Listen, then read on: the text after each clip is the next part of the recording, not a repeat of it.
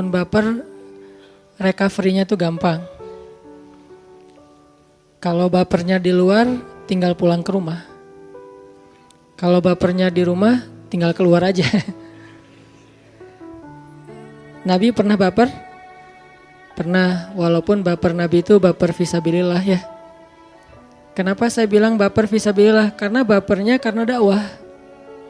Kalau kita bapernya karena masa lalu, baper ngelihat tadi mantan udah bahagia, itu rasanya kayak luka yang dikasih garam, makin perih. Udah terluka dikasih lagi garam, udah jatuh ketiban tangga. Tapi kalau kita udah bahagia duluan ngelihat mantan udah kayak gitu kan gak terlalu baper ya, biasa aja. Gak nyesel, kenapa? Kita juga udah duluan bahagia. Ini bapernya kita. Kalau bapernya Nabi, baper fisabilillah. Bapernya Nabi itu karena dakwah. Salah satu ayat baper di awal-awal dakwah itu surat Al-Muzammil. Kenapa Nabi baper? Karena di luar tuh banyak yang mencela Nabi, banyak yang memfitnah Nabi, banyak yang menghina Nabi, banyak yang menyakiti Nabi. Akhirnya Nabi sedih, kan baper kan? Akhirnya Nabi sedikit kecewa. Nah, itu bapernya Nabi. Pulang ke rumah Khadijah radhiyallahu anha. Sampai di rumah, baper itu reda secara pelan-pelan. Kenapa bisa kayak gitu? Pertama reda karena ngelihat wajah Khadijah. Wajah Khadijah itu obat buat Nabi. Kemudian sentuhan tangan Khadijah, dibelai sama Khadijah. Nabi istirahat, tidur karena Nabi pulang udah malam banget. Udah capek seharian dihina, dicela, dicaci maki, direndahkan, disakiti, dimusuhi seharian. Bayangin keluar habis subuh, cuman pengen berdakwah nih. Pulang-pulang hampir tengah malam, pulang dalam keadaan hampir gak ada satupun yang beriman. Yang kayak gitu tuh sering Nabi tuh. Ibarat kita dari pagi sampai malam keluar, gak ada 1 rupiah pun yang bawa pulang, kan baper ya. Kalau yang kerja nih, apalagi kerjanya belum tetap, bukan sebagai employee, sebutlah kayak usaha, dagang. Keluar subuh-subuh, pulang tengah malam, gak ada satupun dagangan yang laku. Nabi juga sering kayak gitu, cuman bukan dagangan, dakwah. Keluar subuh-subuh, pulang malam, gak ada satupun orang yang beriman. Jadi gak ada yang close gitu, semuanya ya deh, paling-paling gitu, kayak kita nawar-nawarin apa gitu. Oh ya udah saya ntar ikut, ntar saya hubungin lagi. Oh ya kayak gitu-gitulah. Kita kayak sales gitu kan, keluar pagi-pagi ngejual barang, terus akhirnya kasih kartu nama. Orang cuma basa-basi doang mau beli, basa-basi doang akan hubungi kembali, basa-basi doang lagi nggak bawa duit apalah segala macam alasan. Sampai malam nggak ada yang beli satupun. Padahal ada target. Kalau kita dari perusahaan itu minimal sehari ngejual 2 barang misalnya. Tapi sampai malam gak ada yang laku. Sedih, kecewa, kadang-kadang ngerasa kayak besok perlu keluar lagi enggak. Ngerasa putus asa, kayaknya udah gak akan berhasil usaha ini atau dagangan ini atau profesi ini. Nabi gak sampai ke tingkat putus asa, tapi kecewa berat sering. Sedih luar biasa tuh sering. Bukan sedih karena beliau dicelanya nih. Nabi bukan tipe kayak kita yang baper karena dicela. Tapi sedih kepada orang yang mencela. Kasihan gitu. Makin dicela, Nabi makin kasihan sama dia dan sedih memikirkan nasib dia nanti di akhirat. Jadi kalau sedih kita mikirin nasib sendiri, baper kita tuh mikirin diri sendiri. Bapernya Nabi itu mikirin orang lain. Gimana nanti kalau dia gak terima hidayah, pas dia meninggal gimana nanti di akhirat. Saya gak bisa nolong. Karena kalau gak masuk Islam, Nabi gak bisa nolong, gak dikasih izin sama Allah. Yang dikasih izin cuman orang yang bersyahadat. Jadi Nabi baper, sedih, kecewa tuh gara-gara mikirin nasib orang lain. Bukan mikirin perasaan beliau sendiri. Dan bapernya tuh serius loh. Sedih berat. Pas pulang ke rumah, ketok pintu pelan, Assalamualaikum, dibukain sama Khadijah. Kelihatan wajah Nabi kayak sedih banget. Langsung Khadijah nyiapin semua. Langsung Khadijah nyiapin semua untuk beri kenyamanan buat Nabi, selimut yang hangat karena puncak musim dingin. Diselimutin sama Khadijah. Terus Khadijah nggak mau ngebahas, nggak mau ada apa sih, cerita dong, nggak mau ngebahas sama sekali. Yang penting Nabi nyaman aja. Udah makan malam, langsung diselimutin, dibelai sama Khadijah. Khadijah pengertian. Lagi tidur, datang Jibril. Ya ayyuhal muzammil. Dipanggil sama Allah Subhanahu wa taala. Allah itu lebih pengertian lagi daripada Khadijah. Karena Allah itu alimun, tahu banget isi hati kita. Kita lagi baper, Allah tahu. Kita lagi sedih, Allah tahu. Kita lagi kecewa, Allah tahu. Allah tahu banget. Ini kekasih Allah lagi sedih nih. Kekasih Allah lagi kecewa nih. Kekasih Allah lagi baper berat. Dan bapernya tuh baper berpahala. Baper fisabilillah. Sehingga Allah langsung manggil, ya ayyuhal muzammil. Wahai kekasihku yang sedang berselimut. Kalimat berselimut di sini jangan fokus kepada barang atau benda selimutnya. Tapi fokus kepada kondisi Nabi, kenapa berselimut. Kondisi Nabi, kenapa beliau pulang ke rumah tuh lelah banget. Dan akhirnya tidur dalam keadaan galau berat. Dipanggil sama Allah, ya ayyuhal muzammil. Ini salah satu contoh ayat Nabi baper. Kayak bapernya ibu lah. Mikirin anaknya, pas anaknya nggak mau belajar, pas anaknya misalnya nggak terlalu bagus nilainya, pas anaknya ada masalah, pas anaknya sakit, kan ibu yang kebawa perasaan ya, pikiran. Sampai dulu pas minggu bulan pertama saya pergi ke Mesir, itu menjelang Ramadan, berangkat ke Mesir. Gak lama kemudian masuk bulan Ramadan. Terus lebaran, biasanya di masjid kampung saya itu yang takbir lebaran tuh selalu saya. Jadi saya udah habis subuh pulang ke rumah sebentar, mandi langsung balik lagi ke masjid, takbir. Udah rutin aja tiap tahun, pokoknya saya takbir.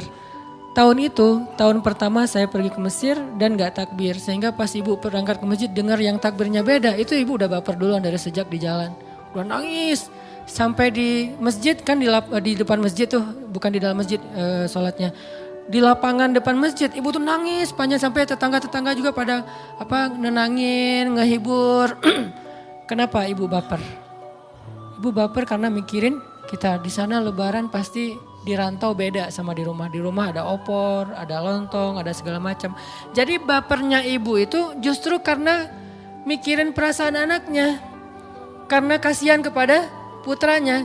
Dan kurang lebih seperti itulah bapernya Nabi. Karena mikirin umatnya, karena mikirin nasib umatnya, karena mikirin gimana keadaan umatnya nanti di akhirat. Kurang lebih kayak gitu, jadi baper.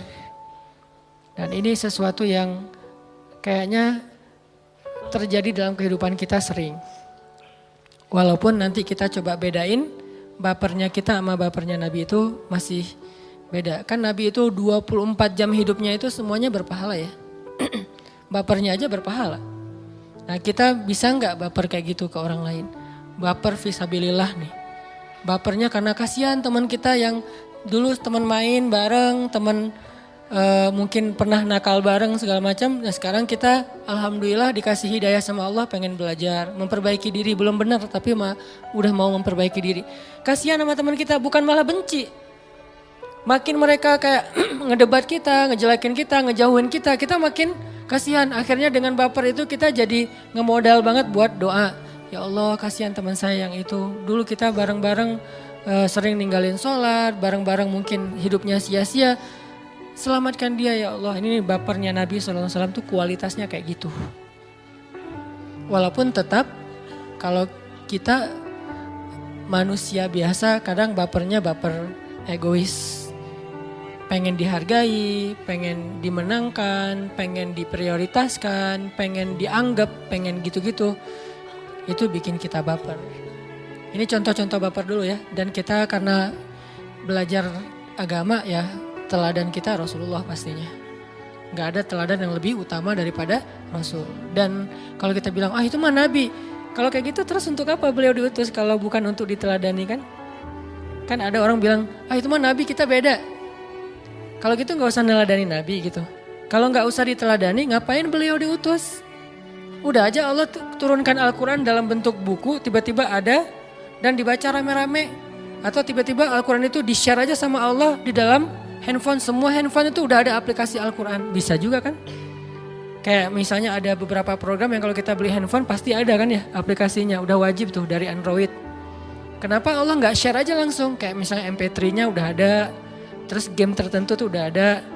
Terus kalau di komputer mah sekedar minimal Office-nya udah ada gitu.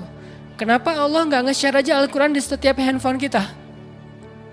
Kenapa nggak di-share aja Al-Quran dalam bentuk buku, lembaran, terus dibaca rame-rame dan dicetak ulang gitu? Kenapa harus ada Nabi?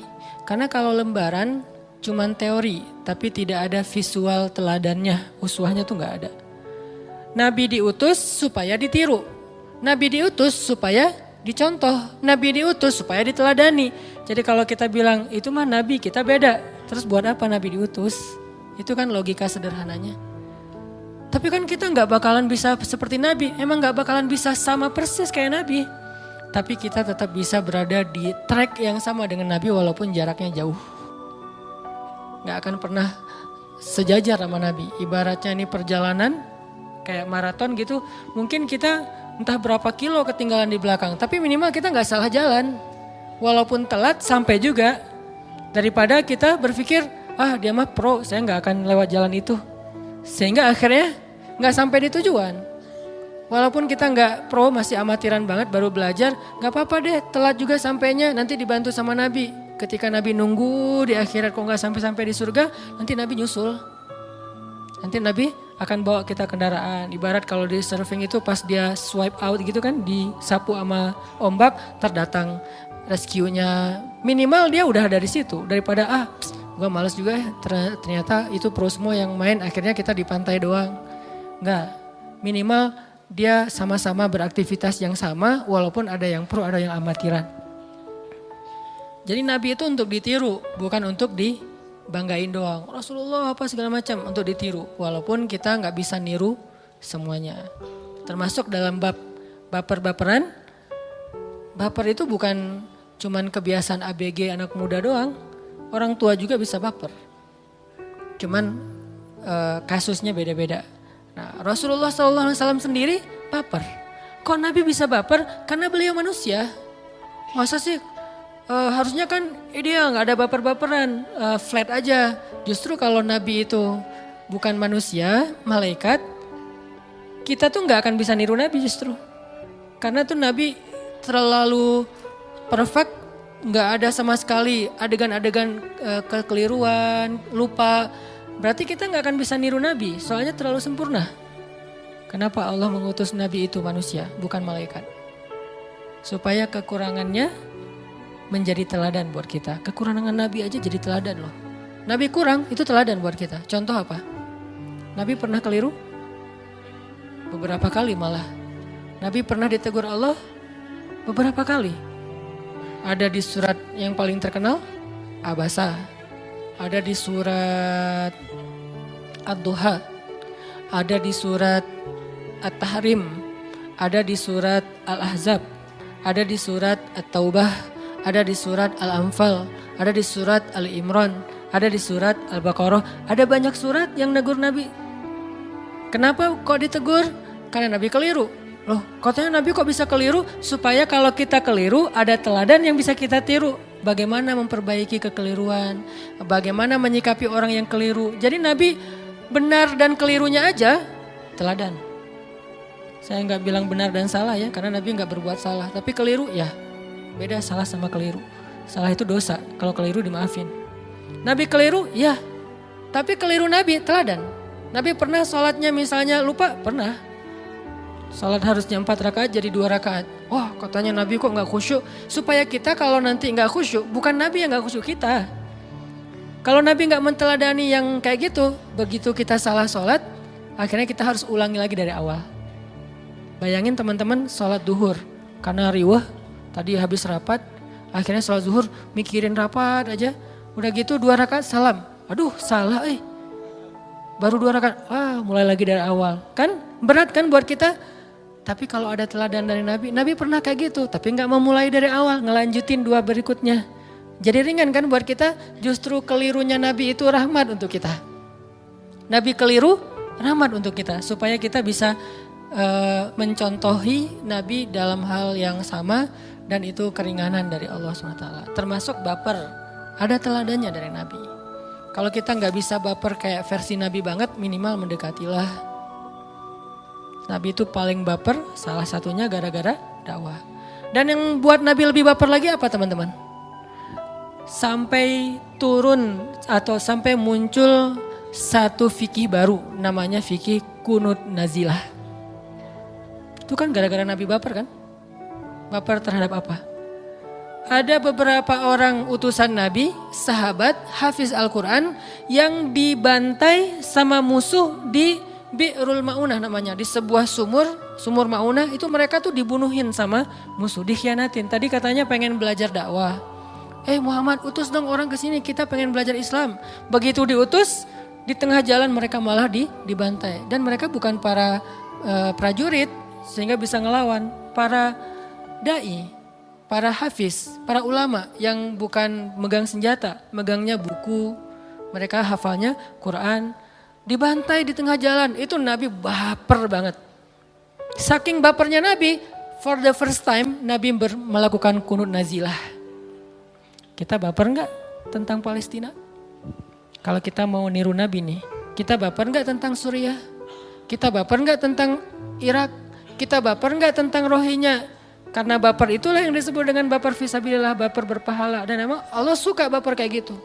Karena kalau enggak baper kayak gitu, berarti udah enggak ada lagi innamal mu'minuna ikhwa, satu rasa di antara mukmin.